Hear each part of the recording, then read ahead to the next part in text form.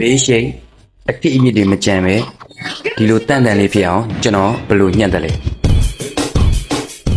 နားလဲလွယ်ပြီးတော့လိုက်လို့ရအောင်ဗမာလိုပဲပြောပြမယ်ဘေးရှိတ်ကကက်စတမာကောင်းအနေထားသူလိုချင်တဲ့အနေမြင့်ပေါ်မူတည်ပြီးတော့ဘယ်လောက်မီလီမီတာခေပြားသုံးမလဲဆိုတာကိုတွေးတတ်ဖို့လိုတယ် 4.5 မီလီမီတာ10 မီလီမီတာခေပြားအဲ့နှစ်ခုကတော့အတုံးများတယ်မော်တာအိုးလေးကိုမော့ပြီးဖွက်ပါလေးထိုးသွားမယ်အပေါ်တွင်လေးသွားမထိအောင်ဆက်ညင်ပန်အချမ်းကိုတွဲထားမော်တာအသွားလေးကိုနောက်ဆုပ်ပြီးတော့ယာလေးပေးမယ်တဝက်လောက်နေလောက်ဆိုရင်တဝက်လောက်ယာလေးပေးလိုက်ကိုအဆုံးတက်ခဲ့တဲ့နေရာမှာမော်တာအိုးလေးကိုကော့ပြီးထိုးနိုင်လေစင်တီမီတာဝက်လောက်ကျန်ခဲ့တဲ့အတွက်ကြောင့်ပြန်ဖြည့်ရတဲ့အချိန်မှာတက်တာလေးပဲ1.5 မီလီမီတာခေပြားလေးနဲ့အသွားကိုနောက်ဆုပ်ပြီးတော့ကျန်ခဲ့တဲ့အမဲရစ်ကလေးတွေကိုပြန်ဖြည့်ပေးမယ်ဖွားလေးကော့ပြီးတော့အမဲရစ်ကြောက်အောင်လို့ပြန်ဖြည့်ပေးရမယ်ကိုယ့်ရဲ့ light တွေးနိုင်စွမ်းတွေလက်အချိန်သားပေါ်တွေမူတည်ပြီးတော့အဆင့်တွေကြော်ညက်ပြလို့ရတယ်ကိုညှက်ထားတဲ့ shade တွေကညီမညီ brush လေးနဲ့ပုတ်ပြီးတော့ပြန်စစ်ပေးဖို့တော့အမေနဲ့မညီသေးဘူးလို့ခံစားရရင်မော်တာအသွားလေးကိုနောက်ဆုပ်ပြီးတော့မော်တာရဲ့အစွန်းဘက်ချမ်းလေးနဲ့ပဲဖွားလေးထိုးလို့ရတယ်ဓာတ်ရိပ်တဲ့အချိန်မှာနားတယ်လို့မခံစားရအောင် trimmer ဆက်ကလေးနဲ့အရာလေးပေးပြီးတော့နှစ်သေးကွင်းလေးဖော်ထားမယ်ဆိုရင်တော့ပို့ပြီးတော့အဆင်ပြေပါတယ်လက်ထဲမှာ trimmer ဆက်ကလည်းရှိနေတာဆိုတော့အောက်ကိုပို့ပြီးတော့ပြောင်းအောင်နည်းနည်းလောက်ထိုးလိုက်ရင်လည်းအဆင်ပြေပါတယ်